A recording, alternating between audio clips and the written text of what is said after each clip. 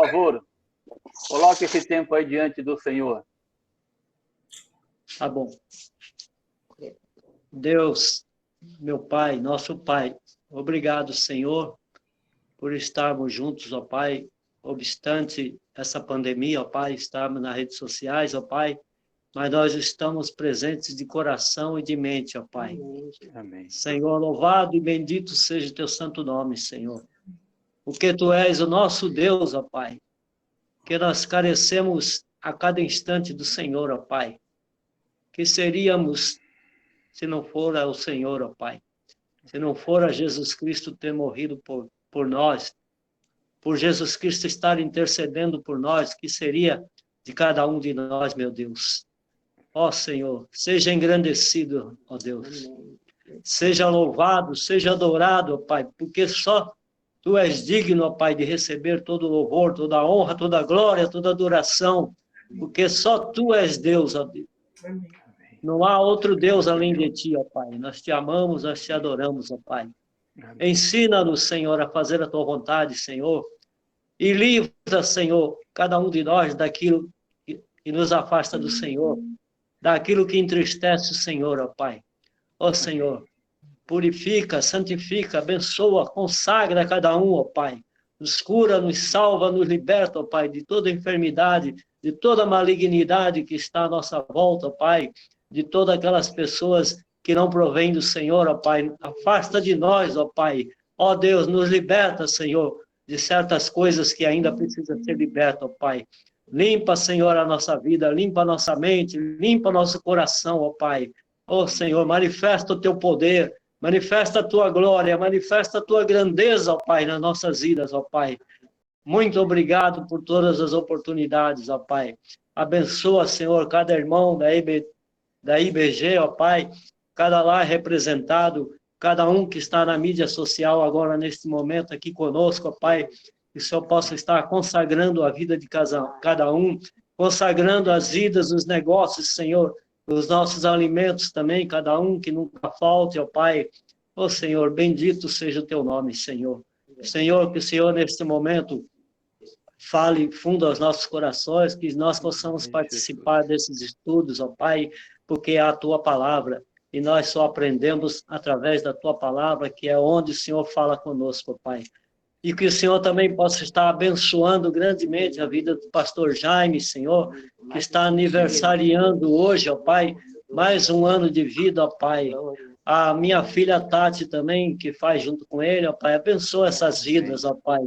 Consagra essas vidas, ó Pai, grandemente, Senhor.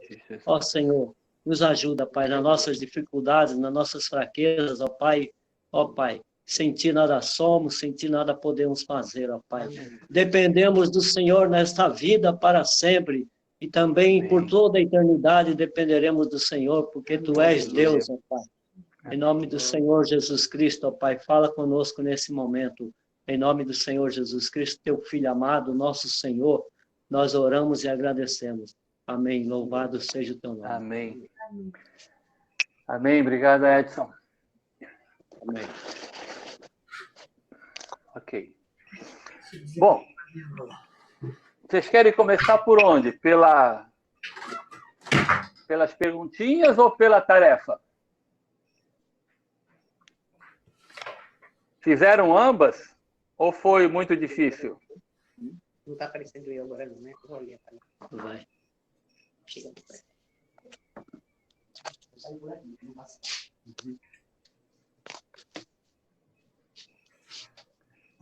Ninguém vai falar nada? Ninguém vai responder?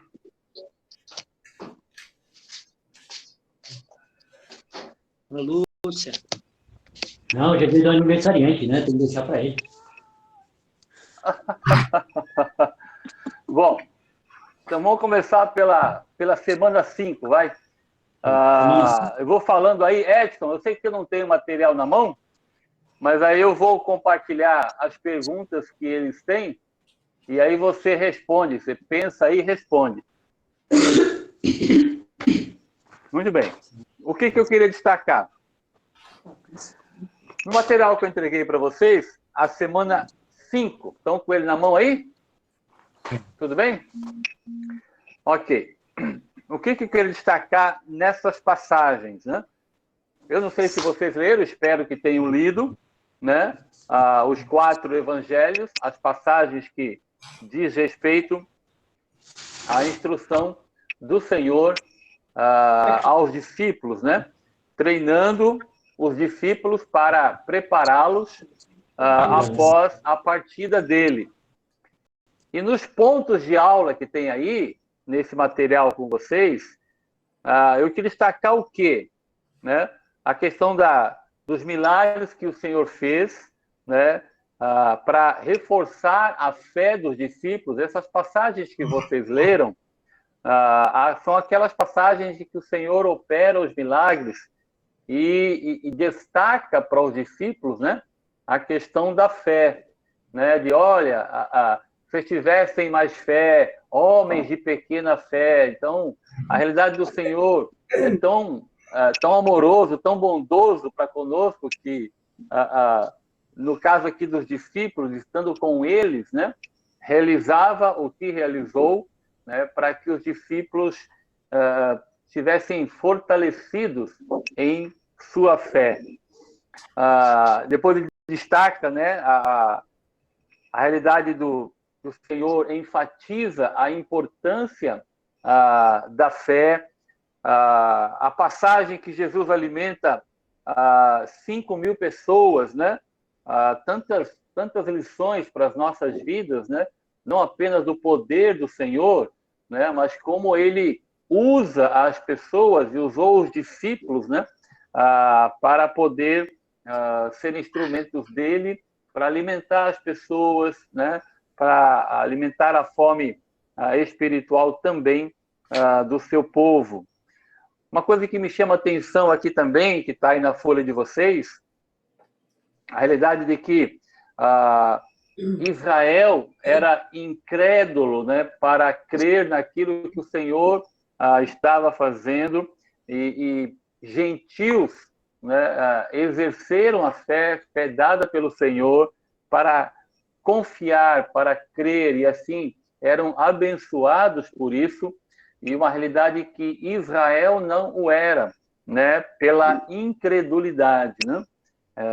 Então, é um destaque importante para nós também pensarmos nisso, como vocês vão compartilhar um pouquinho comigo no material que eu pedi para vocês estudarem. E depois, o que eu quero destacar também aí para nós é a importância do compromisso. Então, tem a importância da fé, a importância do compromisso, a importância do comprometimento, né? Estar completamente comprometido com a vontade de Deus e com a obra do Senhor Jesus Cristo. Então, esses textos que nós lemos, né, ensinando como é que o Senhor treinou os seus discípulos, equipou os seus discípulos para que eles e depois, né, a igreja pudesse realizar, pudesse exercer, né, a tarefa que o Senhor deixaria tanto para eles, né, no início lá, e depois para a igreja, chegando até nós, né? Então, essa realidade da capacitação, do treinamento, né, que envolve também a questão da fé e a questão do compromisso, né? Ambas estão intimamente ligadas, na verdade, inseparavelmente ligadas, né? Não consigo enxergar alguém com uma fé firme, né? Com uma fé atuante, uma fé viva, que não tenha um compromisso verdadeiro, uma dedicação, uma entrega ao Senhor, né? Eu não consigo separar as duas coisas, né? Não dá para dizer que aquela é uma mulher de fé, aquele é um homem de fé, né? Mas não é alguém dedicado, comprometido com o Senhor. Não consigo enxergar na palavra este tipo de dualidade, né? Uma mulher de fé, um homem de fé no Senhor Jesus Cristo é alguém comprometido com Ele, né? Alguém dedicado a Ele, dedicado ao seu reino, dedicado à tarefa que ele deixou nas nossas mãos. Tá? E por último aí, a questão o Senhor, nessas passagens, né, que vocês leram, ele fala bastante sobre esses 3 aspectos aí: orgulho, ciúme e perdão. Então, tem vários ensinamentos, eu creio que vocês devem ter lido e aprenderam bastante sobre isso aqui. E, por último, eu coloquei aí um momento de gratidão, citando um autor de livro, Dr. Pentecostes, né? Ele fez uma observação que eu acho que é conhecida para todos nós. Eu vou ler para você, Edson, que está aí, sem o material. Dr. Pentecostes faz uma observação notável sobre a alimentação de 5.000. Cristo ordenou aos discípulos que dessem ao povo algo para comer, uma tarefa que eles eram completamente incapazes de realizar. No entanto, quando trouxeram a ele tudo o que tinham, Cristo multiplicou e cumpriu a tarefa por meio deles. Louvado seja o Senhor, porque ele realiza o impossível por meio da nossa vontade, da nossa disposição, por meio da gente, né? Então, é uma das lições, uma dessas coisas tão lindas que a gente vê na Bíblia, nessa passagem, né, da incapacidade de todos nós, se torna, né, uma capacidade nas mãos do Senhor, né? Então, a nossa impossibilidade se torna possível quando nós o fazemos no poder, né, do Senhor Jesus, na graça dele. Tá bom? Acho que é importante a gente pensar nisso, porque tem muitas vezes que a gente coloca muito obstáculo, né? Coloca muito problema, muita dificuldade, né? Tem muitos de nós crentes que enxerga mais dificuldade do que porta, do que possibilidade, né? Então, acho que olhar para essa passagem, um dos ensinamentos é perceber que realmente era impossível, né? Eles até falam como é que a gente vai alimentar esse povo todo, né? E eu creio que cada um de nós aqui pode compartilhar em algum momento da vida como aquela impossibilidade se tornou possível, aquela incapacidade se tornou uma capacidade ou capacitação do Senhor para fazer uma tarefa, né? E quando nós ampliarmos isso para a igreja, muitas vezes também, quando a gente pensa em alguma coisa, né, em realizar alguma obra, algum projeto, alguma coisa na igreja ou no reino, né, ampliando aí para outras áreas, né, missionárias, por exemplo, a gente sempre corre o risco de achar, né, que é meio impossível, né? Não que seja fácil, né? Mas às vezes nós enxergamos menos possibilidades e mais dificuldades, né? Então, acho que olhar para essa passagem, por exemplo, abre o nosso entendimento, abre a nossa visão, fortalece a nossa fé, aumenta a nossa fé, de saber que quando nós fazemos as coisas de Deus, do jeito de Deus, né, no poder de Deus, não vai faltar nenhum recurso, né, não vai faltar nada para que esta situação, este projeto ou coisa assim, possa ser realizado, né? Então, acho que é um aprendizado, pelo menos para mim, né, de praticar a obediência, praticar a fé, né, praticar o desejo, né, de vivenciar, né, a obra do Senhor no nosso dia. Por isso que ele falou, obras maiores, né, a própria igreja fará. Né? Por quê? Porque a igreja ia alcançar toda a realidade do mundo de hoje, com todas as dificuldades, com todos os problemas e coisas parecidas que existem, né? Mas a igreja está avançando, né? A igreja está avançando a despeito de tudo. Por quê? Porque o Senhor é o dono da obra e ele está à frente de todas as coisas. Muito bem, depois tinha algumas perguntinhas, né? Algumas questões de discussão. Por acaso alguém quer compartilhar alguma coisa? Alguém pensou nisso? Nessas perguntinhas de discussão? Se alguém, de repente, escreveu alguma coisa, ou... Tem uma primeira que talvez possa perguntar para vocês aqui, por que Jesus perdeu tantos seguidores depois de explicar que eles deveriam comer sua carne e beber seu sangue? Alguém respondeu? O pastor, eu acredito que eles não creram. Eles não creram. Apesar deles acharem as palavras duras, né, de Jesus, eles não creram, simplesmente. Por isso que abandonaram. Eu penso que eles não creram. Eu já penso que...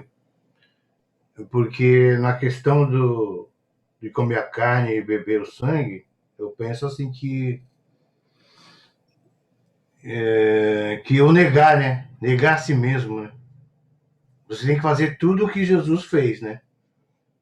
Tudo que Jesus prega na vida cristã, eu acho que é englobado nisso aí, né?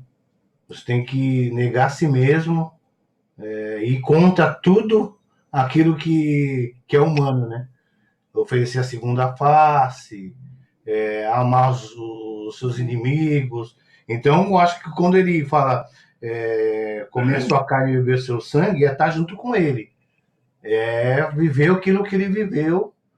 Então, tem que negar mesmo, é negação. Mas tem que se negar a sua vida.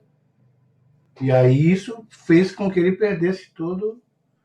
O povo, ninguém quer negar a si mesmo. É difícil negar. Então, é por isso que eu penso nisso.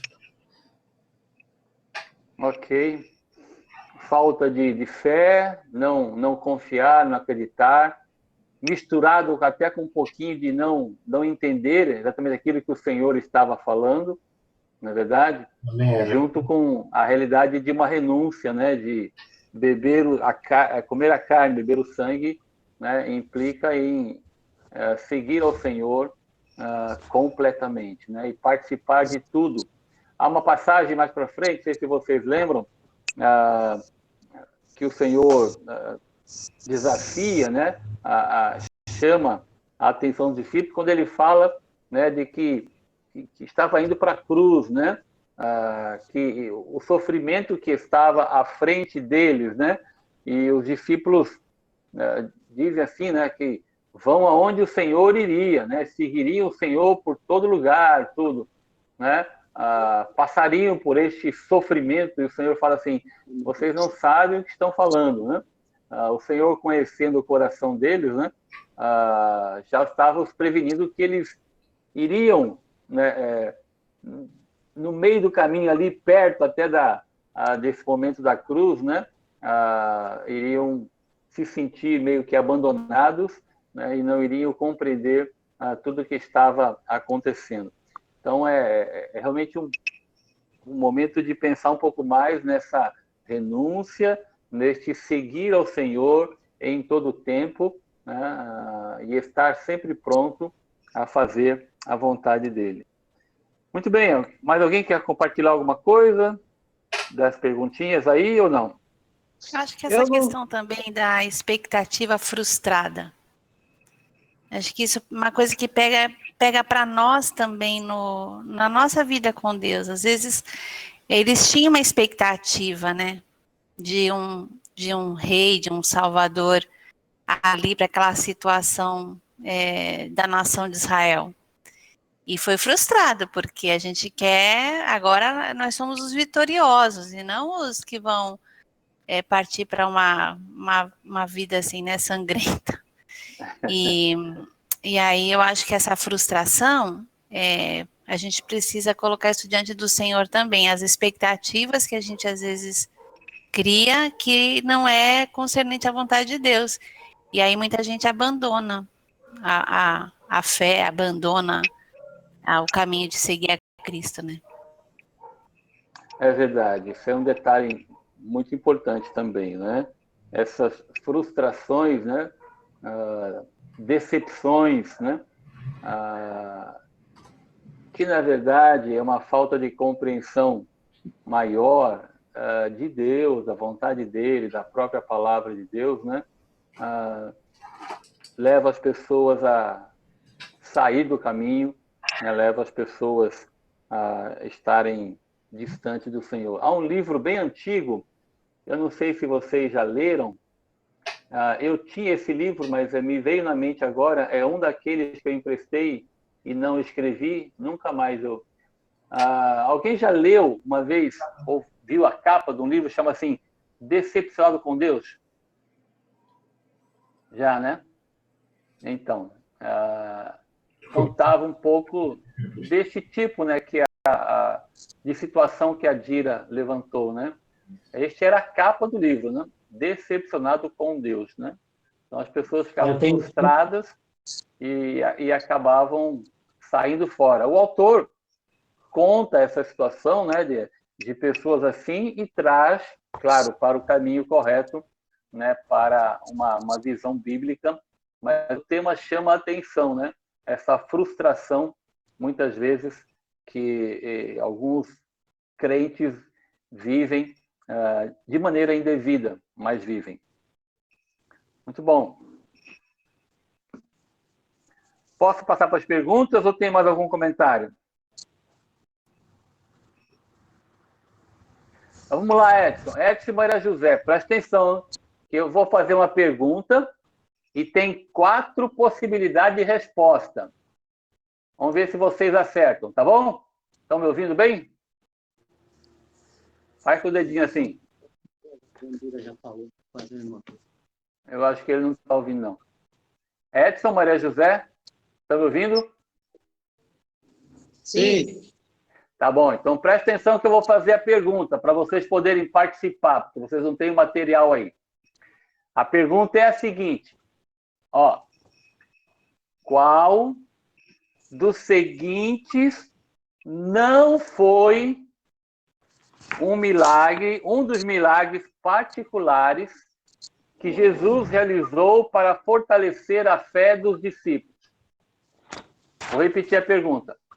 Qual dos seguintes não foi um dos milagres particulares que Jesus fez para fortalecer a fé? Tá bom? Essa é a pergunta. 4 possibilidades. Acalmando a tempestade repentina no mar da Galileia. Acalmou a tempestade do mar da Galileia.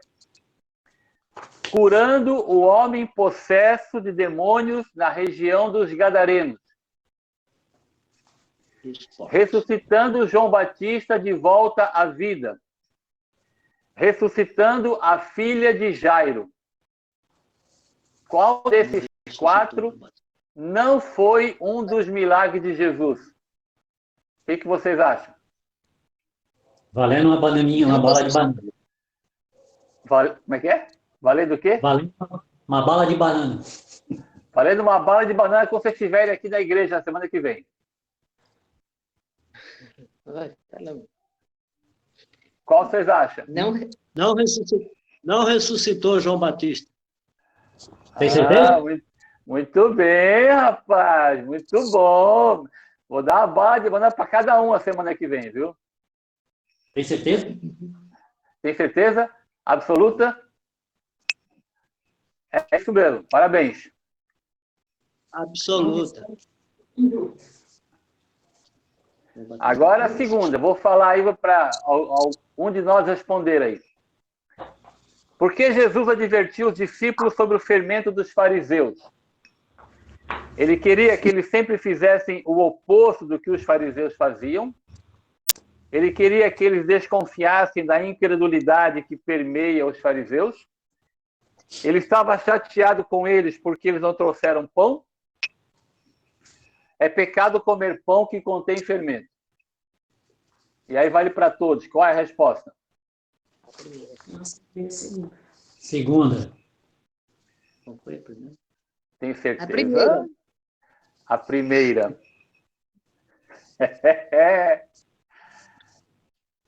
Já temos duas possibilidades. Agora eu vou ter que perguntar para os outros. Pastor, aqui a gente... E aí, Rosa e Marcos? Pastor, Ela aqui... colocou 1, eu coloquei 2. Ih, rapaz! Então tá 2-2 por enquanto. Ela não leu direito o texto. Ela não leu. Nós colocamos a 2 também. Ela não leu direito. Então tá 3-2 para número 2. Quem mais? Quem mais respondeu? Márcia, tu respondeu, Marcinha? Sobre o fermento. Eu respondi a 1, fiquei em dúvida, mas eu respondi a 1. Ih, rapaz, 3-3. Quem é que vai desempatar aí? Jandira. A primeira. Edu, tu fez, Edu?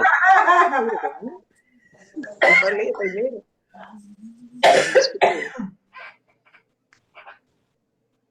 Edu não fez? Dira, tu fez, Dira? Você fez a pergunta, eu já lembrei. A2. A2. 4-3 para 2. Mas ninguém, dou-lhe uma, dou-lhe duas, dou-lhe três, é a 2. Primeira, pastor. Induzir. Eu falei, acho que é isso. As duas respostas, a primeira e a segunda, elas estão, diria que corretas, mas a 2, ela é mais certinha do que a primeira. Né? A 2, a ênfase do Senhor, né, realmente a questão da incredulidade. Né? Então, embora a primeira também está dentro do que o Senhor fala sobre os fariseus, sobre o fermento, mas a 2, ela é mais próxima dessa questão do que o Senhor destaca, que era a incredulidade. Daí o fermento, né?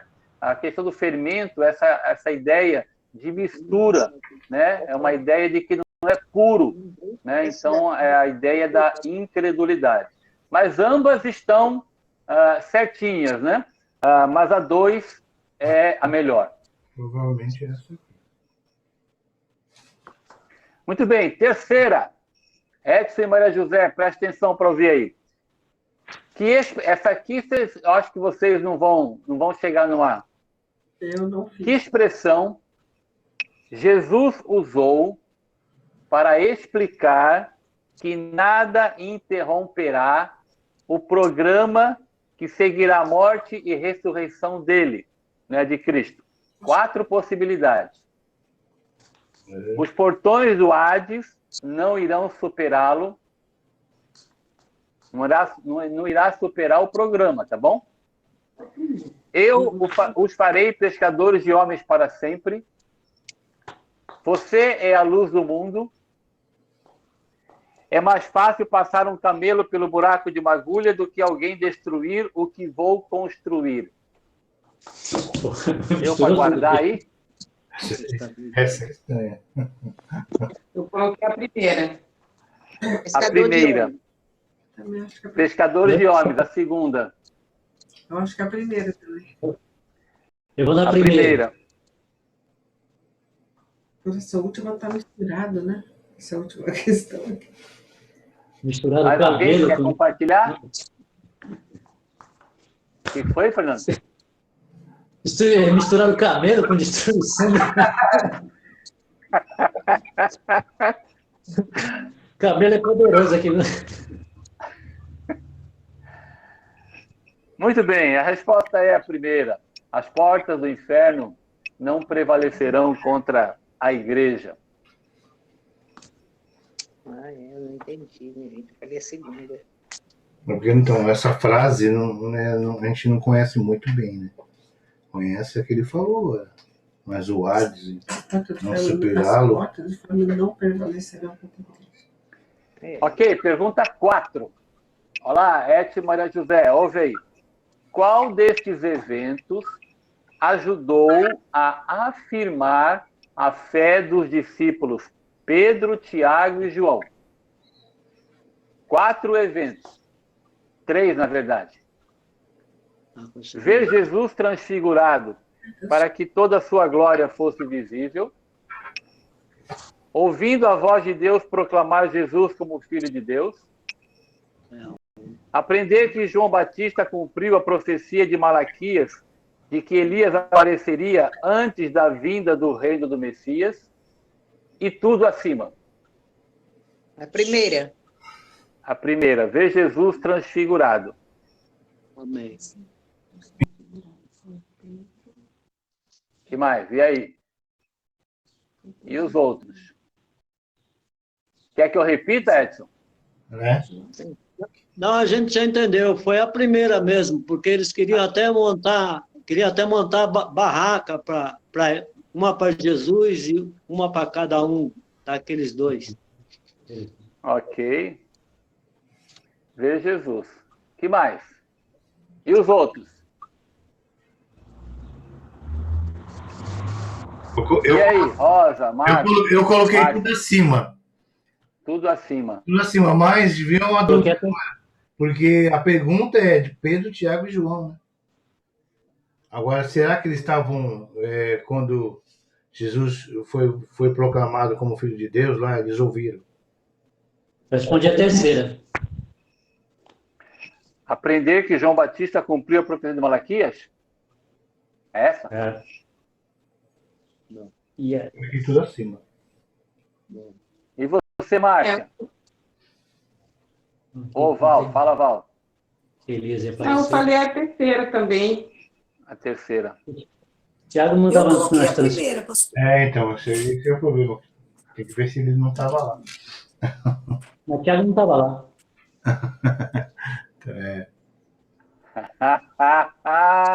Tudo, na verdade, É tudo acima! então, Eles estavam lá também. Eles estavam lá. então. Em todos os momentos eles estavam lá.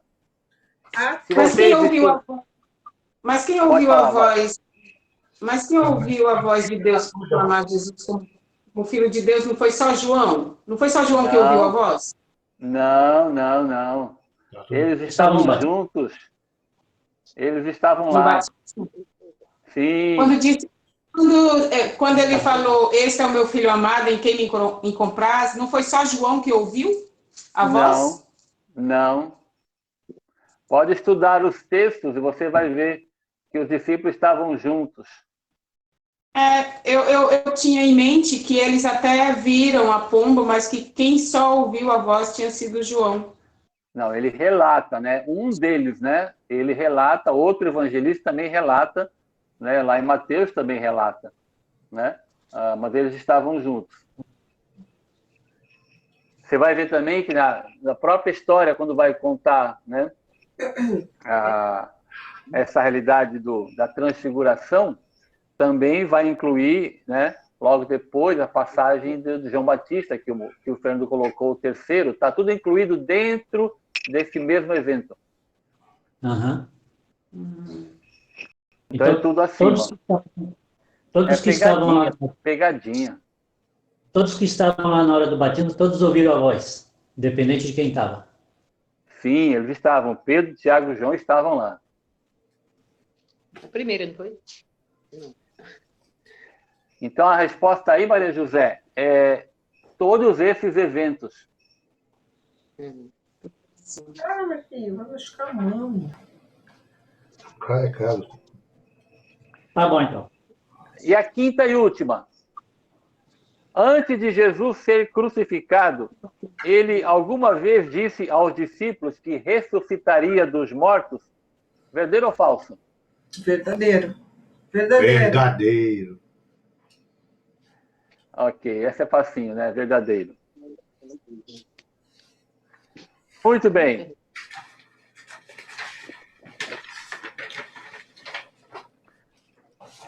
Ok. À noite eu entrego para vocês a semana 6, tá bom? E vou mandar para você, Edson e Maria José, vou mandar o texto, que aí mesmo que vocês não imprimam, dá para você olhar no celular, tá bom? Tá bom, Bafeuzinho. Tá bom. Dá para usar.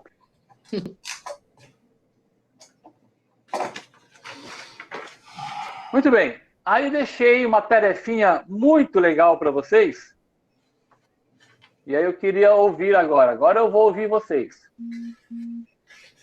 E aí dá para vocês participarem, Edson, Maria José, porque a gente vai pegar e vai ler um texto bíblico e eu vou fazer algumas perguntinhas sobre o texto bíblico, tá bom? Então, estão aí com o material na mão, queridos? Não sei se vocês conseguiram fazer. Não sei se conseguiram fazer tudo, porque tem bastante coisa, né? Então, vamos lá. Primeiro, abra aí a Bíblia em João 4, 46 a 54.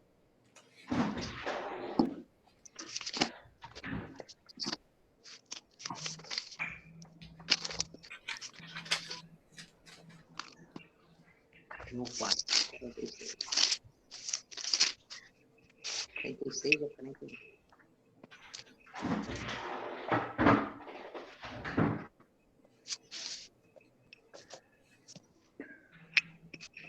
João 4, 46 a 54. 46.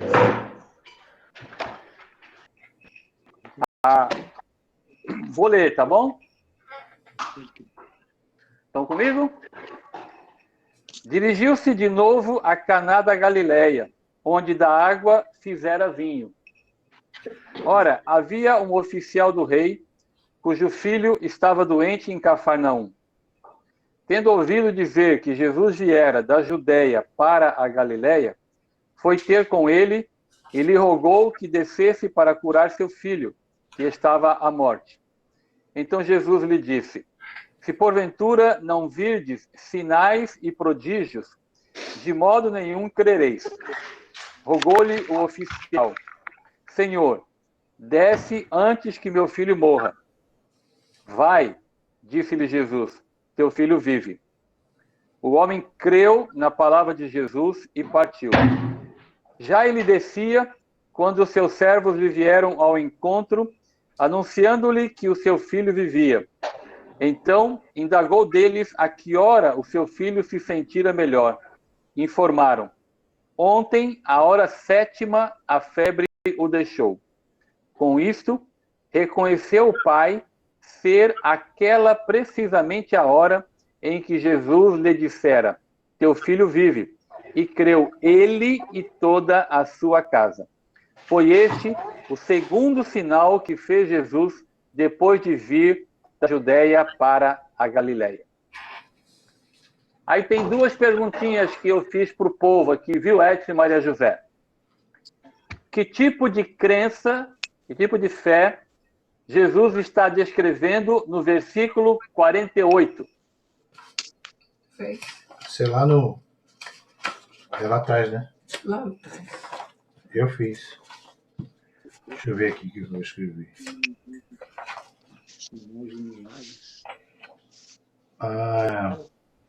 Escrevi aqui visível. Que tipo de fé, que tipo de crença ele está descrevendo? No 48, o 48 diz assim: então Jesus lhe disse: se porventura não virdes sinais e prodígios, de modo nenhum crereis. O que vocês acham que Jesus estava falando? Coloquei visível. É o sinal, né? Uma fé visível? Sinal, né? Se a gente tiver fé. Tudo é fé, mas foi uma...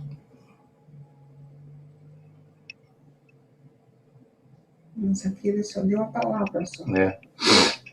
Que ele uma fé de distância, né?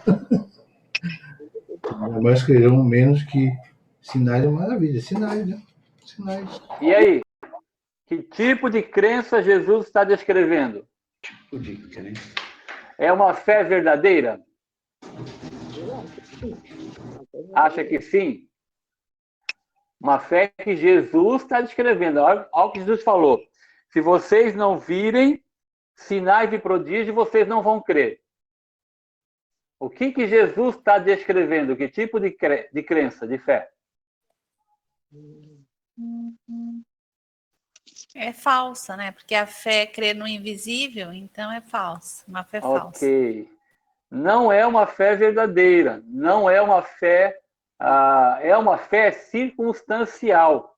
Por isso que Jesus, antes de falar a ele, ao oficial, né? Primeiro ele fala, olha, se você não crer, né? Se você não ver, perdão, se você não ver sinal e prodígios, sinais e prodígios, vocês não vão crer.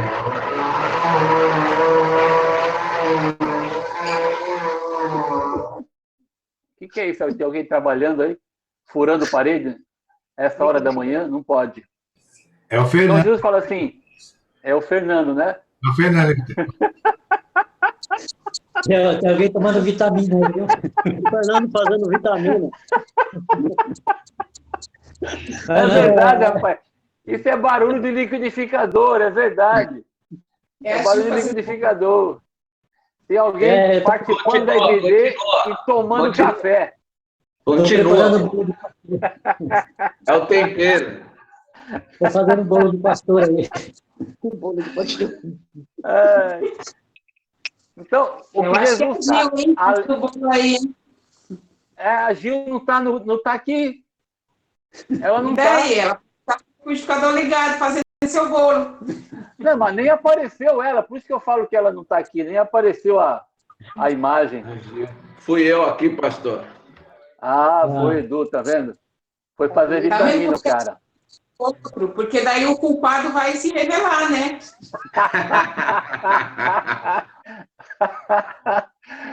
Bom, muito bem. Então, o que Jesus fala? Pastor, sobre essa pergunta também, ele não teria feito um teste, que nem a Jandira falou, uma fé falsa, né? Mas ele teria feito um teste ao funcionário lá, ao pai oficial. Ao oficial, para ver qual seria a verdadeira fé dele. Sim, sim. O Senhor usa essa situação.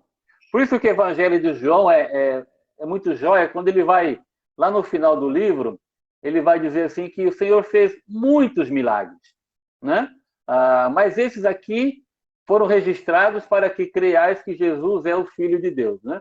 Então o Senhor usa este momento aqui, né, e essa história para alertar essa realidade de que a fé verdadeira é aquela que vê e crê no invisível, crê naquilo que ainda não aconteceu.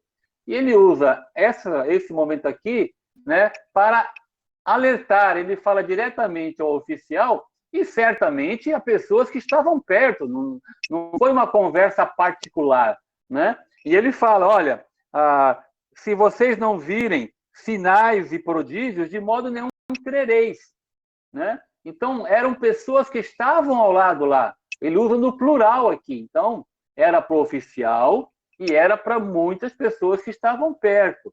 Então, ele fala, olha, se vocês não virem as coisas, vocês não vão crer. E aí ele usa o oficial, né, para demonstrar uma fé verdadeira, né? E aí ele fala, então, olha, o teu filho está vivo, o teu filho está curado. E ele fala assim, tá bom, o senhor falou, está falado. Fui. Né? E depois ele faz essa comprovação da hora que o Senhor tinha falado. Pastor. Oi. Acabou de acontecer aqui na nossa aula um exemplo, né? Porque fez esse barulho do liquidificador, né? E o Edu falou assim, fui eu. A gente não viu, né? Ele não estava com a imagem aberta. Ele falou e a gente acreditou no que ele falou. Acho que é muito triste isso, como a gente acredita em pessoas tão mais facilmente do que a gente acredita na palavra de Deus, né? Assim, a gente não viu e a gente acreditou, porque se o Edu falou, tá falado, né? Se ele falou que foi ele, ponto. Ninguém aqui duvidou, eu acho, que foi realmente o Edu. E foi o caso desse homem também, né? Ó, tá curado. E tanto que depois ele foi lá, né? Que horas foi e tal, né? Porque ele teve essa alegria, né? De experimentar isso de Deus.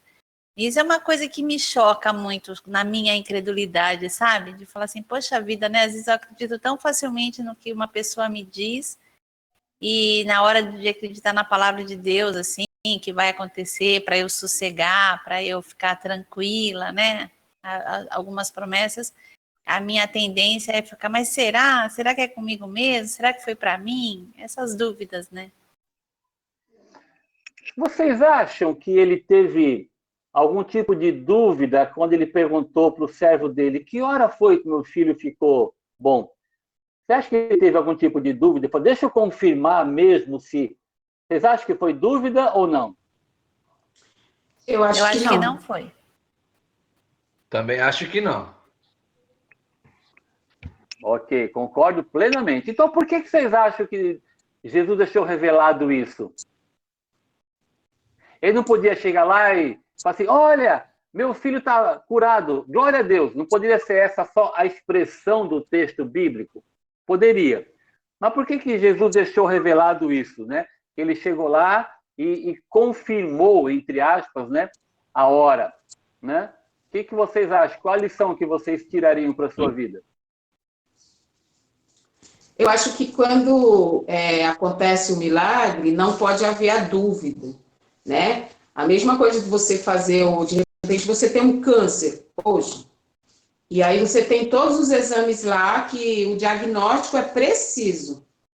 O câncer está lá, inclusive com todas as suas, né, enfim. E aí, se de repente eu creio que Deus pode me curar, e ele me cura, eu tenho o resultado dos exames para mostrar. Uma comprovação daquilo que o Senhor fez. Na hora que eu vou falar para as pessoas, que eu vou contar, eu digo como estava e em que grau estava. Estava. Hoje o médico fez 9 anos e não tem nada. Então, vou dizer assim, eu pedi a Deus naquele momento e eu fui fazer o novos exames, eu vejo e o médico constata, né, que só pode ter sido um milagre, porque ele mesmo, ele testifica que o câncer estava ali, né, e a partir do que eu conto para ele ali não estava, eu acho que aquele homem naquele momento, ele só perguntou que horas que foi, porque ele queria exatamente confirmar aquilo que ele já sabia, mas não que ele tivesse a dúvida, mas para na hora de contar, passar adiante, ele testificar para as pessoas que foi Jesus quem curou. Exatamente. Eu vejo essa situação também, né, de que ele não duvidou, tanto que o Senhor falou, ele foi embora, né? Mas ao chegar, para evitar qualquer dúvida no próprio coração dele, né, de que, olha, meu filho não ficou bom porque de repente passou o problema. Ele ficou bom exatamente na hora que Jesus falou. Né? Então, quem curou o meu filho foi o Senhor. Não foi uma melhora que ele teve, sabe aquelas coisas de achar que você toma o remédio, né, fiquei bom por causa do remédio, né? Então eu vejo assim essa confirmação ao próprio coração dele, né, de que o Senhor havia feito milagre, né? Muito legal. Muito jóia. Vamos lá. Outra perguntinha. Dentro do mesmo texto. Nos versículos 49 e 50, temos as palavras, né? Desce, né? E vai, né?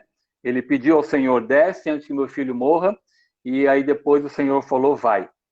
Qual é o método utilizado aqui por Jesus de operar milagres? Vocês já responderam isso, mas só para confirmar aqui. Qual é o método, a estratégia, né, que o Senhor usa aqui?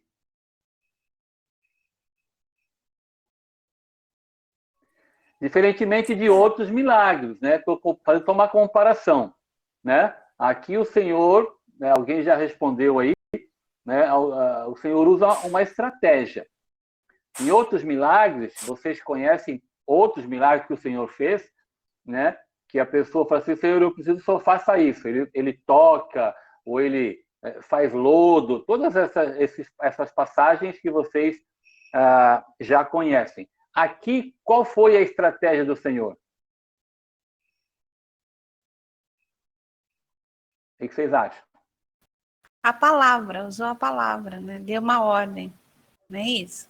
Ok. Mas aqui O homem creu na palavra. a história mostra o que exatamente? É o que você já falou, Dira, né? Eu creio que a estratégia do Senhor aqui era crer antes de ver, né? Diferentemente de outros milagres que o Senhor fez, né? Aqui foi diferente, ele usou a palavra, né? Ele falou, olha, vai que o teu filho vive. E ele precisou crer antes de ver, né? Ele creu e foi, né? Então, essa realidade de confiar, né? Eu creio até que isso, para nós hoje, né? É a maneira que o Senhor faz hoje, né? Diferentemente daquela época, quando a pessoa estava na frente dele, né? Hoje nós vivenciamos essa realidade, porque depois a própria progressividade da palavra vai nos ensinar lá em Hebreus, né, especialmente em Hebreus, essa realidade de a fé é crer no invisível, né? É você crer antes de ver. E este exemplo aqui deste homem e o seu filho, né, mostra para nós como é que nós hoje vivenciamos, né?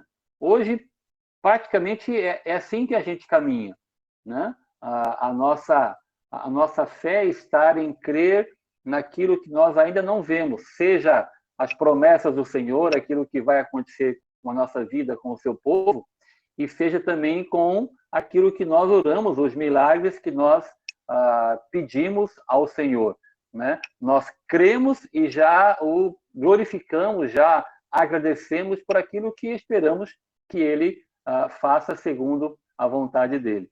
Então, aqui é o crer antes de ver, né? Fé é enxergar o que não se enxerga, é enxergar o invisível.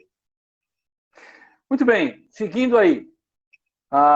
Depois da próxima passagem, já está até a resposta aí na apostila, eu deixei já algumas coisas, né? A passagem de Marcos, capítulo 1, versículo 21 a 28, eu não vou ler esse texto, porque só para deixar alguma coisa registrada para nós, né? Aí é a parte do exorcismo, né? E eu só deixei escrito, né, para a estratégia do Senhor, para destacar o quê? Como que o Senhor se revelava, né? Como é que o Senhor se mostrava aos outros, dizendo que ele, para que as pessoas pudessem acreditar que ele era Deus, que ele era o Messias prometido do Antigo Testamento, né? E também tem uma questão mesmo aí da gente, né? Não sei se vocês já vivenciaram um pouco esse tipo de situação, né? Para evitar que muitas vezes fique conversando, né? Como a gente até brinca às vezes, né? Batendo papo com o inimigo, com os demônios, né? E o Senhor aqui, a autoridade dele é de fala, há uma palavra de ordem, há uma saída do demônio, a expulsão e depois a admiração das pessoas que estavam ao redor, né? Seguindo em frente, vou pegar a passagem de Marcos 1, 29 a 34, que é a cura da sogra de Pedro. Vamos ler lá? Marcos 1, voltem um pouquinho aí. 29 a 34.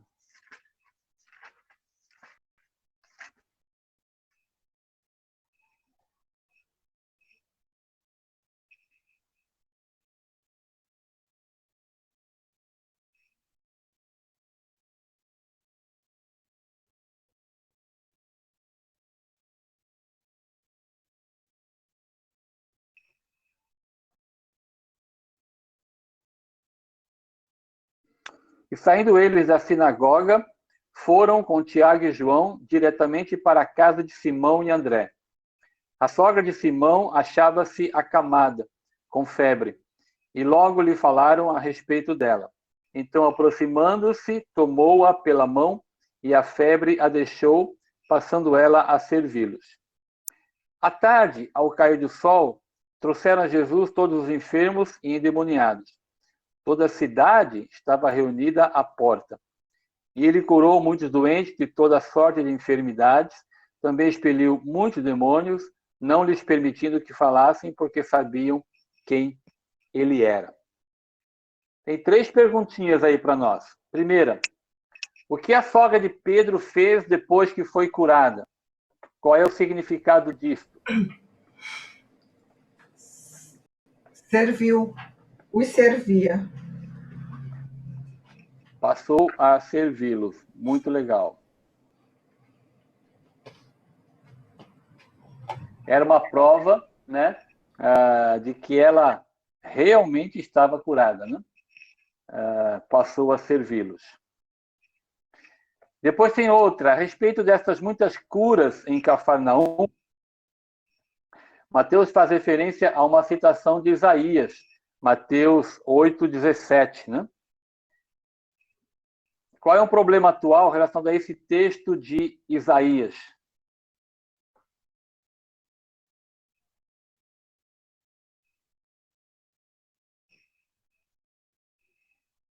Vocês estudaram isso ou não?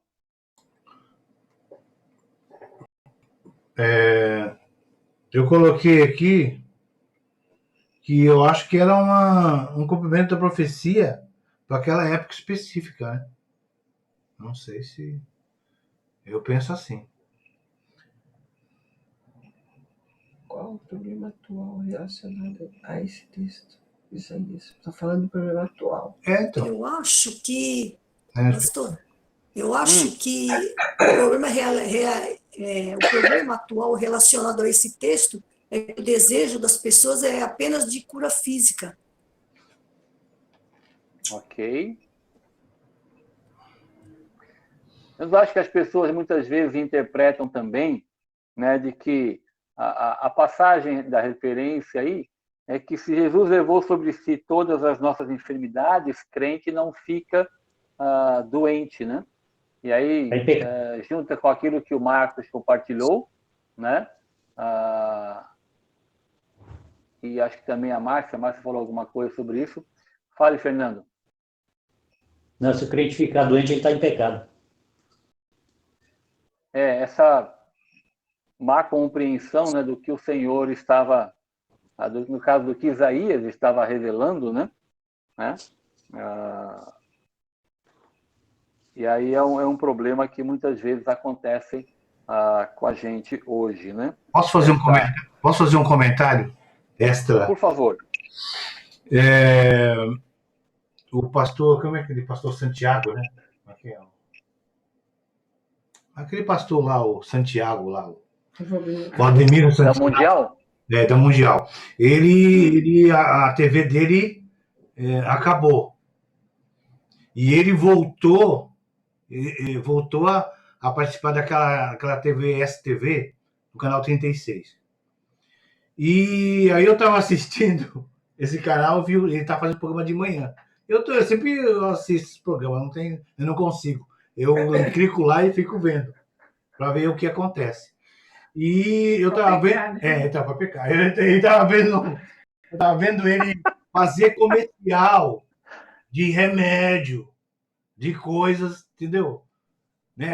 Remédio que é bom, porque o canal pede para ele fazer. Então, eu fiquei pensando, isso vai de tudo de conta que ele pregou até hoje. É verdade. Para ele, a cura é a primeira coisa. Então, hoje, vendo ele fazer esse tipo de coisa, a gente começa a perceber que não era bem assim, né? Porque ele está fazendo comercial de remédio. Então, cadê o Deus que curava quando ele tinha o canal dele, antes disso? Então, é muito interessante isso, né? Eu achei tão interessante que eu vou comentar, porque isso é uma coisa hilária. Tu vê ele fazer comercial de remédio. Vai ver como é que é a situação, né? Que eu creio que a cura é específica. É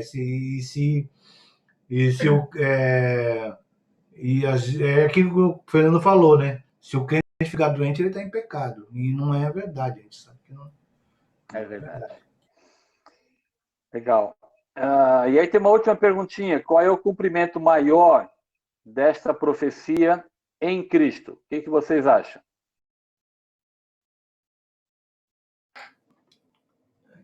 Eu coloquei O que vocês responderam? corpo glorificado.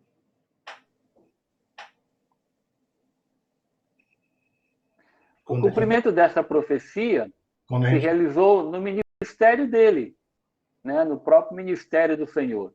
E na cruz de Cristo, né? Na cruz, a cura espiritual que nós temos e completamente eterna, né? Então, a cruz de Cristo nos cura completamente, nos cura suficientemente, eternamente, né?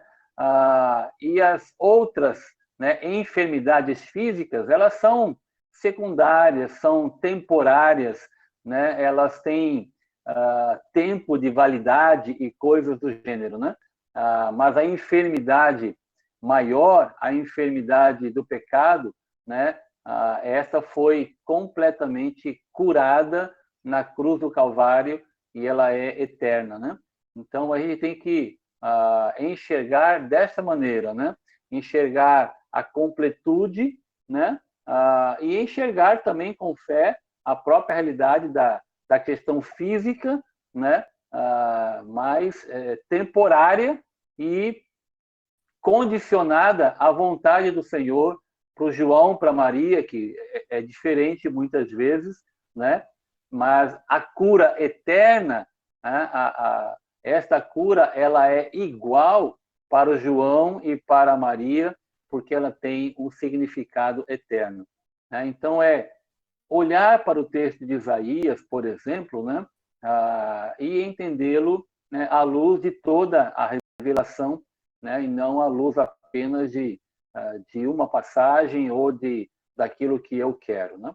Então, isso muitas vezes ainda gera muita confusão, como o Fernando falou, né? Se a pessoa não está bem, né, a gente acaba ligando, né, com situações de pecado ou coisa parecida, né? E não é assim que a Bíblia nos ensina, né? Então, como o Marcos levantou aí, né? Se eu pregasse alguma coisa dessa situação, né, eu nunca poderia ficar doente. Se eu ficasse doente, ia tudo por terra, né? Tudo aquilo que eu pudesse falar, né? Mas é uma situação triste de ver muitas vezes, né? Porque chama atenção, né? Porque mexe muito com uma situação do próprio coração humano, daquilo que as pessoas anelam, esperam, seja de cura, seja de riqueza, né?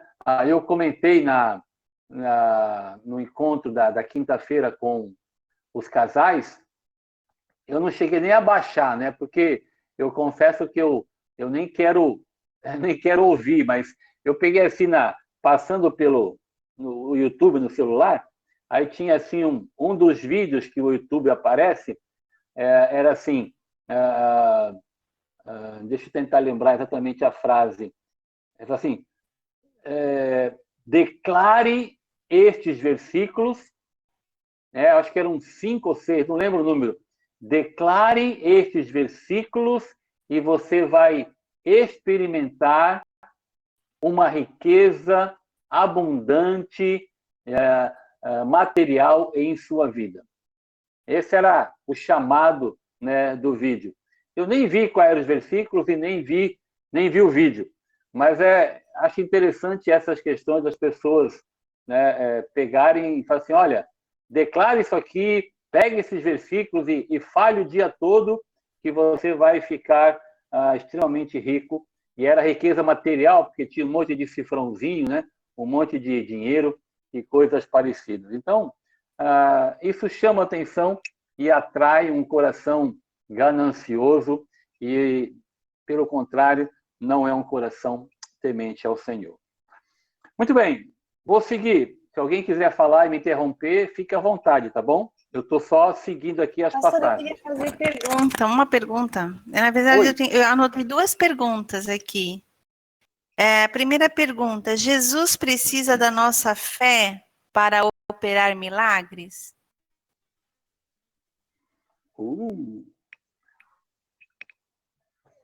Se ele precisa da nossa fé para operar milagres. Aí eu vou emendar na segunda pergunta, talvez, que é assim: hoje Jesus está no céu. Né? No contexto dos evangelhos, ele estava na terra, né? Então, 100% homem, 100% Deus, mas a sua glória, ela estava limitada a essa vida terrena também, né? Quando ele fala assim, isso cabe ao Pai e tal, né? Algumas coisas que a gente percebe isso. Então, hoje no céu, né? Se ele já tinha todo esse poder, manifestou, né? Manifestou todo esse poder enquanto aqui 100% homem também. Hoje no céu nós podemos confiar que ele pode fazer milagres ainda maiores do que ele fez aqui na Terra. E isso depende da nossa fé.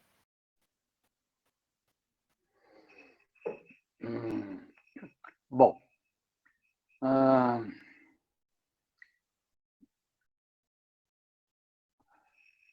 Eu creio que o Senhor usa, né, o instrumento para que ele opere na nossa vida é a fé. Né, a fé que ele nos dá. Né? Não que ele precise, né? Eu entendi o que você perguntou, não que ele precise, mas eu creio que ele usa a nossa fé. Né? É um instrumento de relacionamento, de confiança nele. Me vem à mente assim algumas passagens, pelo menos uma, quando ele está diante do leproso, o leproso diante dele, né? E ele pergunta, né, para o leproso: o que tu queres que eu faça? Claro que a gente sabe que ele sabia, né? Mas ele pergunta para o leproso, eu creio que para o leproso poder expressar, né, a fé nele, né? E é interessante que o leproso responde com essa ênfase de fé, Dira, porque o leproso responde assim: se tu quiseres, o Senhor fará. E aí Jesus responde para ele: eu quero, né? Fique curado. E aí o leproso é curado.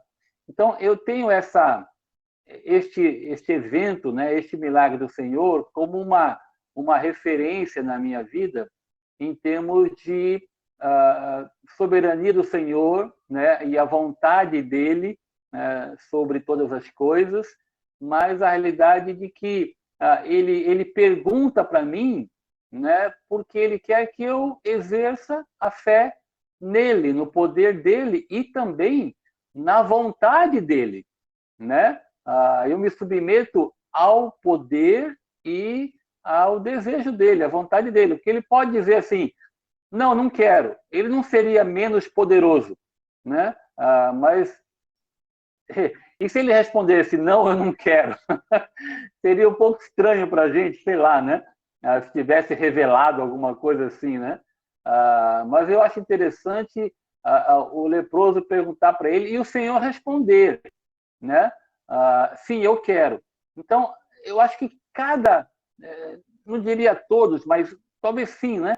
Todos os milagres que o Senhor deixou revelado, porque, como diz, né, João ele fez muitos, mas aqueles que estão revelados, né? O Senhor tem alguma coisa a nos ensinar, né? Por exemplo, quando a gente vê um outro milagre que o Senhor cura, mas parece que ele cura pela metade. Lembra aquela passagem do homem que fica olhando árvore e vê homens como árvores, né? E fala assim, e quando você olha, fala assim, o Senhor agiu, mas foi incompleto, né? O Senhor não fez perfeitamente, alguma coisa assim, né?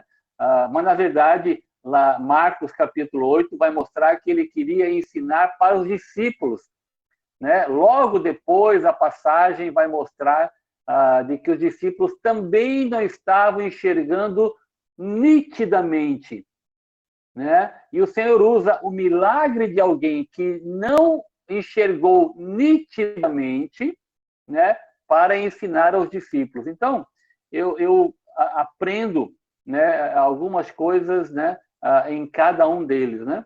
Então, eu creio que sim, Dira. Eu creio que o Senhor usa a nossa fé, né? Não, e claro, ele não depende disso, mas ele me ensina a exercer a fé nele, no poder dele e na vontade dele, né? Soberanamente ele faz isso. Então, se o João e Maria estão pedindo, né? E o Senhor cura o João e não cura Maria, é porque o João tinha mais fé que Maria? Eu creio que sim e não, né? Sim, porque pode ser que não era uma fé tão submissa, né? E tão dependente do Senhor, podia ser uma fé que, tipo assim, né?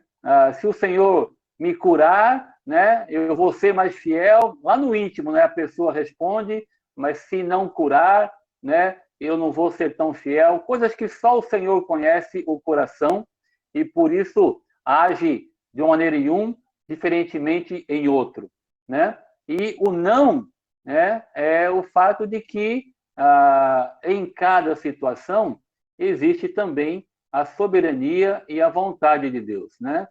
Por isso, se o Senhor quiser, o Senhor vai fazer, né? O Senhor é Deus, o Senhor é todo-poderoso, mas eu me submeto à tua vontade. Se o Senhor quiser, amém. E aí o Senhor responde, sim, eu quero. E a outra pergunta que tu fez, eu creio que, eu não diria milagres maiores, não, viu, Dira? Não sei se eu poderia pensar nessa expressão. Eu acho que milagre é milagre, né? E não tem maior ou menor.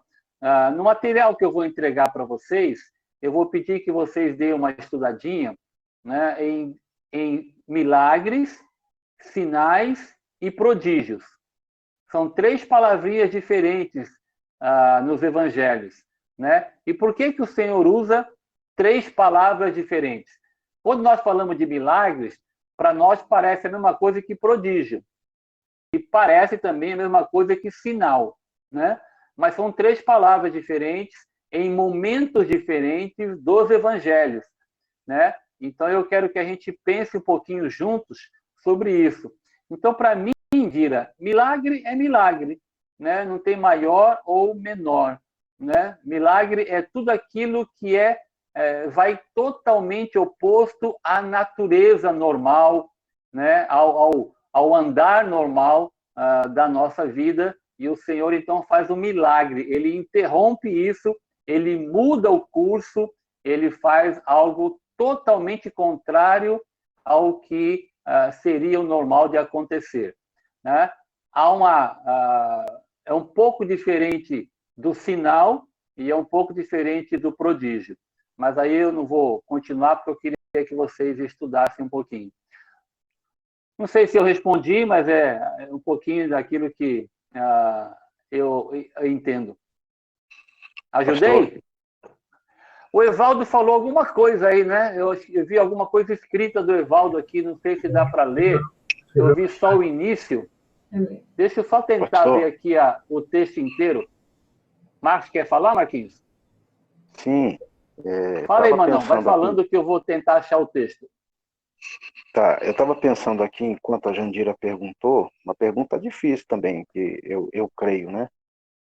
Porque nos evangelhos a gente vê que a fé é um instrumento de cura mesmo. Mas tem 2 casos na Bíblia, como o cego de nascença, ele não tinha fé, nem sabia quem era Jesus, né? Mas ele obedeceu o comando. Jesus fez lama com a saliva e aplicou nos olhos e disse, vá lavar-se. E ele começou a enxergar, né? E aí ele nem sabia quem era Jesus, Jesus pergunta para ele, você crê no Filho do Homem? E ele falou assim, quem é, Senhor, para que eu creia? Ele, você já o tem visto. E ele se ajoelha e se curva. Acredito que, como Jesus conhece o coração, esse homem era propenso a ter uma fé verdadeira. E também, um outro exemplo, aquele aleijado perto do tanque de Betesda, que esperava que o anjo agitasse a água, e há 38 anos ele não... Exatamente, ele não tinha essa oportunidade. E Jesus pergunta, queres ser curado? E ele explica a situação dele. E Jesus fala, não, pega a tua maca e anda. E esse homem nem fé tinha, porque depois os líderes religiosos perguntaram para ele, por que você está carregando sua cama no sábado? O homem que me curou disse que eu podia. Quer dizer, o homem, ele não sabia quem era Jesus. Então é intrigante a gente às vezes afirmar, né? Tem que ter fé. Por outro lado, quando Jesus retorna de algumas viagens a Cafarnaum, a Bíblia nos diz que ele não fez muitos milagres ali por causa da incredulidade do povo.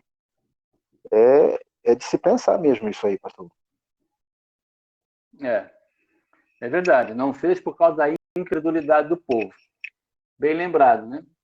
Por isso que eu entendo também, como eu falei para a Dira, de que o Senhor usa a fé, né? Então, tem algumas pessoas que têm mais fé do que outras? Eu creio que sim, porque eu creio que a minha fé, ela aumenta, né? Quanto mais eu confio naquilo que a palavra de Deus diz, quanto mais eu obedeço aquilo que a Bíblia diz, quanto mais eu me submeto ao Senhor, à sua palavra, e este relacionamento com Ele, né, aumenta, né? O relacionamento com o Senhor, ele não é estático, né? Ele é crescente, né? Eu conheço mais e mais ao Senhor. Então, quanto mais eu conheço, mais a minha dependência e a minha fé é exercida, é manifestada, é uma fé viva, como aquilo que Tiago fala, né? Comparando, ele fala de fé morta, né? O Evaldo coloca aqui, deixa eu jogar para o grupo aqui a discussão. Ele colocou no texto assim, né? Se Jesus falasse, eu não quero, né? Ele fala que hoje em dia, né? Muitas vezes acontece, né? Quando o Senhor não cura aqueles por quem nós oramos, né? Indiretamente, não seria alguma coisa assim? Eu não quis curar? Sim ou não? A gente tem que ver a soberania de Deus, né? Não é só porque uma pessoa não é curada que ela não tem fé, mas sim a soberania de Deus. Nem sempre a gente recebe aquilo que a gente quer, não por falta de fé, mas sim a vontade de Deus na nossa vida, né? Exatamente, né? Então, quando a gente ora por uma pessoa e Deus não o cura, né? É como se Deus estivesse falando assim, não, eu não quero curar, né? Não é que eu não quero, eu tenho um outro propósito, né? Eu tenho um propósito para essa vida que não é a cura, né? Mas isso não diminui a sua bondade, não diminui o seu poder, né? Mas é a vontade dele, é a soberania dele. Não é verdade? É assim que a gente crê, né, nas Escrituras, né? Se Deus não fez aquilo que eu estou pedindo para ele, né? Ele continua sendo bom, nós cantamos isso, ele continua sendo poderoso, né? Mas é como se ele falasse não, né? Como não? Ele fala não, né? Ele fala não porque não fez aquilo que nós queríamos, mas fez aquilo que ele queria, né? Então eu vejo que o Senhor, né, usa também essa realidade, como ele usou, o Marcos lembrou da incredulidade de alguns, para nos lembrar que nós temos que ter fé no poder e na vontade dele, na soberania dele, né? E nos dois casos, né, é uma fé viva. Pastor, posso fazer um comentário? Sou eu, Marcos. Diga, Marcão. Essa questão também é interessante, né? A gente lê no livro de Atos e Paulo pediu, perdão, no livro de Atos, Paulo queria ir para Bitínia, mas o Senhor não permitiu. Não permitiu.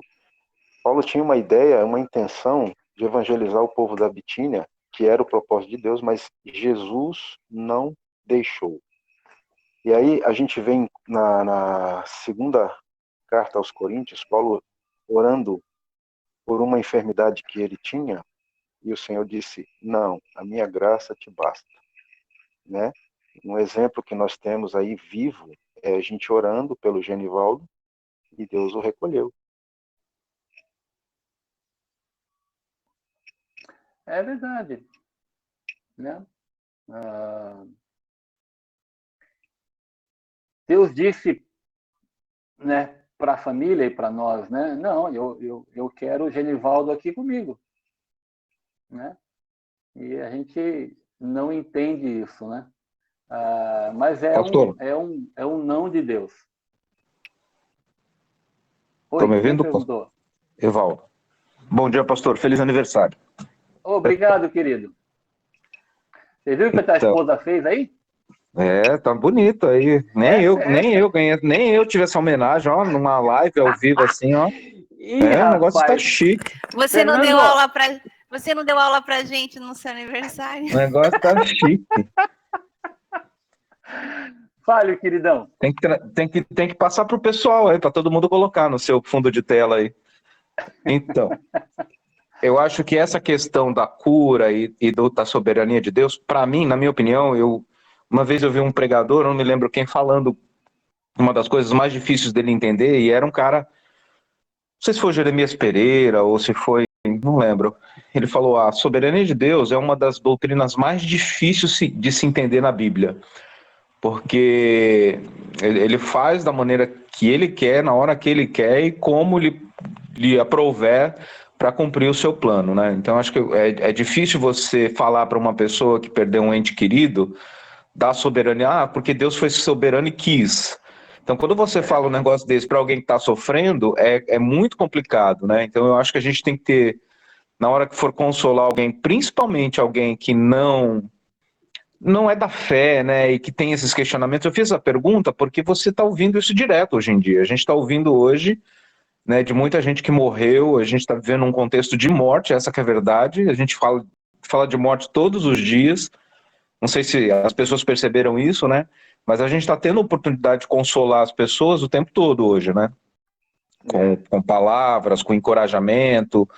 Então, acho que é uma excelente oportunidade hoje, por isso que eu fiz essa pergunta, da igreja se manifestar de uma maneira prática na vida das pessoas, né? E não simplesmente falando, faleceu por causa da soberania de Deus, né?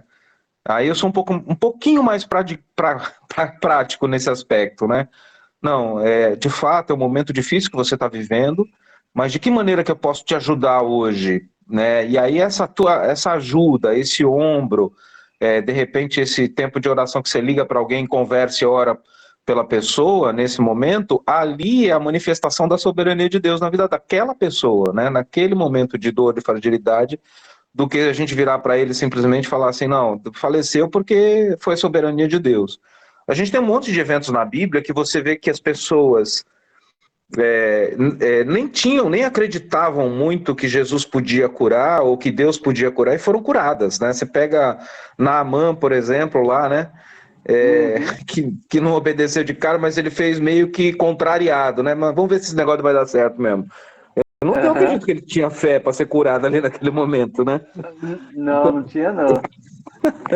Então, até quando você fala assim, as pessoas são curadas pela fé, no sentido de assim, não, eu tenho fé absoluta de que Deus vai me fazer, aí Deus não faz, ela pode eventualmente sucumbir à fé dela e falar assim, não, essa minha fé não é tão assim, né, nesse Deus que é tão poderoso, ele não é tão poderoso assim. Então a fé não está no fato de Deus curar ou não curar, a fé está no fato de saber que Deus é soberano e ele vai fazer se ele quiser. Aí sim, acho que a métrica não é a cura, não é o que Deus faz, mas é o que você faz com relação ao que Deus fizer na sua vida. Aí sim é a fé, de você crer que se ele quiser curar, ele vai curar, se ele não quiser curar, ele não vai curar. Só que você falar isso para uma pessoa descrente hoje, uma pessoa que não tem essa fé, é muito complicado, né? É muito Assim, você precisa estar no dia a dia dela para ela entender que a fé dela na soberania de Deus está linkada com a sua vida, com a fé que você pratica. Não sei se eu me fiz entender, né? Entendi. A fé em movimento hoje é a presença de Deus na vida da igreja, daqueles que creem, né? E a métrica não é se curou ou não curou, se deixou de fazer ou não fazer. Se a gente seguir por essa linha, aí a gente vai se enrolar no sentido de que Deus é poderoso para alguns, mas não é poderoso para outros. Então ele escolhe, ele prefere pessoas, não é? É verdade.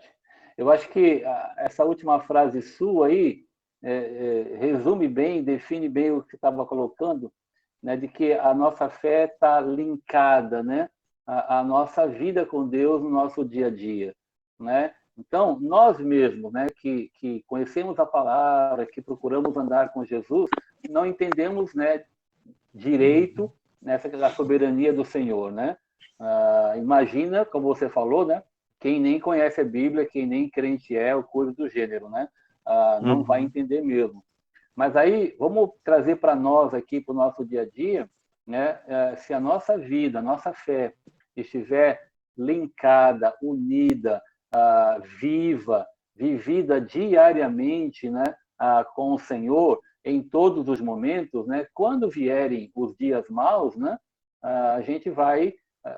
ou pelo menos temos todas as possibilidades, eu não vou dizer também que vai ser assim, né? Porque depende de pessoa por pessoa, mas a Bíblia nos ensina de que aquela que anda com o Senhor terá todas as possibilidades, todo o suporte, toda a graça e a boa mão do Senhor para enfrentar, né, as adversidades e o dia mau quando vier, né? Então, o desafio para nós é realmente caminhar com o Senhor em todo o tempo, porque a adversidade vai vir, e aí nessa hora nós somos capazes, né, pela graça, pelo poder do Espírito, de confiar, de descansar na soberania e na vontade de Deus, né? Quando isso não acontece, né, quando esse andar não é assim, né, a hora que bater na porta o problema, a gente pode desconfiar da soberania, pode desconfiar da bondade e do poder de Deus, né?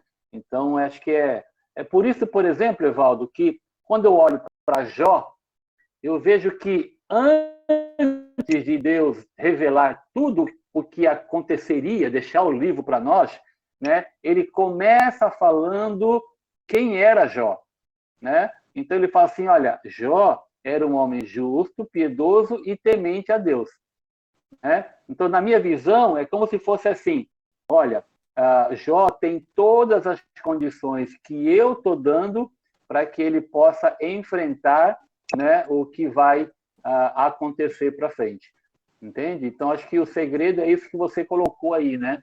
Este linkar mesmo a nossa vida ao dia a dia, em todas as situações, e aí nós vamos estar sustentados, né? Quando vier o dia mau. O texto que você pregou domingo passado, né? Ele fala assim, olha, se revistam da armadura, lembra lá? Porque quando vier o dia mau, podereis vencer tudo, né? Então, acho que é por aí mesmo, não? É isso aí. Legal. Queridos, nosso horário... Olha, o Marquinhos também colocou aí o fundo. Olha só que chique. Fala alguma coisa, Marquinhos, para eu tirar fazer um print aqui. Fala que você vai aparecer total aqui na minha tela. Eu vou aparecer? Apareço? Fala aí alguma coisa. A Jandira apareceu. Por que você não aparece? Eu não estou aparecendo porque não sei. Você não apareceu todo, não. Não apareci. A Jandira, você não consegue falou... deixar o seu, Marcos, aí em evidência? Você que está conduzindo a sala? O teu vídeo em evidência? E agora tá o Evaldo que tá, né? Evaldo, fecha o seu microfone. Mas ele tá fechado, o Evaldo ele tá fechado. Tá fechado. Quem é que tá aqui? Porque quando a Jandira falou, Ela ficou total na minha tela. Aqui não tá. Aparece só um quadrado branco, né? Tá um quadrado branco, que é o Edson. É o Edson. Sei lá por quê. Deixa eu ver aqui. Deixa pra lá. Pastor, se Oi. o senhor clicar no Marcos 2 vezes, vê se clica em cima da imagem dele. Ah, muito bem. Vou tirar. Vou fazer um print Deu aqui. certo aqui, ó. Vem mais pra frente, ó, pra teu cabelo aparecer. Meu cabelo? Rosa, vai pro Isso, lado bem agora- grudadinho no Marcos, porque assim aparece o rosto do pastor. Isso. Olha que lindo. Opa, peraí. Opa, legal. Obrigado, queridos. Que 10. Eu não vou nem fazer isso, eu não posso ficar aparecendo do lado santista assim, não. Vou deixar de quieto. Vai ser santificado, meu irmão. Legal. Querido, chegou o nosso horário, 11h40, já passei um pouquinho. Deixa eu pedir para vocês aí, para quem fez, amém, que continua semana que vem. Eu vou levar à noite, então, aí, a questão do trabalhinho sobre os milagres, com as palavrinhas para vocês darem uma estudada, tá bom? E a gente continua, se Deus permitir, na semana que vem. Tá bom? Obrigado a todos aí, obrigado pelo carinho, obrigado pela oração, obrigado pelos parabéns. À noite, se Deus permitir, a gente se encontra novamente aí. Tá Queremos bom? bolo, queremos bolo. Queremos bolo. Um bom domingo a todos aí. Feliz Beijo aniversário, no coração pastor. de todos. Deus Fiquem na continue paz. Até abençoando. mais. Feliz aniversário. Tchau, gente. Obrigado, Dia. Tchau, bom dia a todos. Bom Deus dia. abençoe. Amém.